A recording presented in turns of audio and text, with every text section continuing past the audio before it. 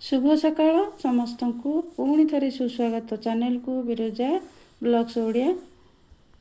आजिर एकपदी कविताटी सहित अच्छी सेमिया हालुआ।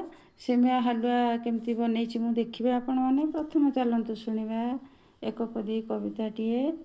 कि हेब बंधु संचित विभव, कि हेब बंधु संचित विभव, दया क्षमा गुण जदि हृदय नथिब, दया क्षमा गुण जदि हृदय नथिब, नथिब जदि मुखरे प्रभुंकर नाम, नथिब जदि मुखरे प्रभुंकर नाम, सबु तो असार जान बिना धर्म कर्म, सबु तो असार जान बिना धर्म कर्म।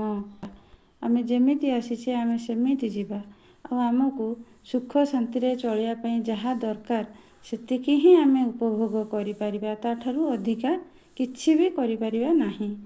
तेणु करी किछि दान पुण्य धर्म कार्य करी भगवानंकर चरणाश्रित हेबा दरकार। ताहले चलंतु एथर सिमेई हालुआ बनेइबा। प्रथम कौन करेंगे, गैस रे कड़े बसैकी सिमेई को पकेबे। पकेला परे माने गाई घरे ताको भाजिबे। गोटे बड़ चामच रे चामच गाई घी नहीं एमती गाई घी भाजिबे। बेसी जमती पोड़ी न जाए से टाइप रो भाजिबे। माने घीटा मेल्ट हो अल्प टे लाइट ब्राउन कलर हो सिमेई। तापर कौन करेंगे, क्षीर पकेबे।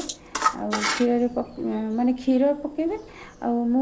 जमती पकई जदि करेंगे तो सेमती करेंगे, ना आपणकर इच्छा अनुसार करेंगे। मु कौन कर काजू पाउडर पकई देछि, मु किसमिस पकईनी, काजू पाउडर पकई देछि, मिल्क मेड पकईछि, क्षीर पकईछि, चीनी गुजराती गुंड बा छोट इलायची पाउडर पकेबे। से टाइप करी आपण मैंने जदि गोटा ड्राई फ्रुट्स किसी दबा चाहिए, माने काजू किसमिस है कि गोटे पकड़ा चाहिए ताहले आप पकई पारे। मु पाउडर नहीं काजू पाउडर मु ग्राइंड कर देइछि और पाउडर देछि। मु गोटा माने किछि पकईनी एथरे। तापरे आपण एमती घांटीबे। सिझीगला परे माने हलुआ टाइप रो हो गला परे ताको ओल्हे आनिबे। खाइबे गरम गरम ठंडा करी खाइले भी सेमिया खीरीटा भल लगे। माने खीरी कौन कि हलुआटा भल लगे। खीरी हो कि हलुआ हो जहाँ भी ठंडा थे भल लगे खायापे। और केते जण गरम खाया को पसंद करते, आपण गरम खाईपारे ना फ्रिज रे आपण रखी ठंडा होला पे खाईपारे। देखंतु मोर माने हे गला।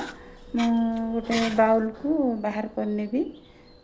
देखंतु बाउल को गोटे मु बाहर करनेबी। देखो मु गोटा किछि पकईनी, सबू पाउडर पकईछि। किसमिस बिना किसमिस के करछि, केवल काजू काजू मिल्क मेड क्षीर चीनी आ गाई घी एथिरे सब मु बनैछि। आपण मध्य एमती बनातु खातु खुआतु।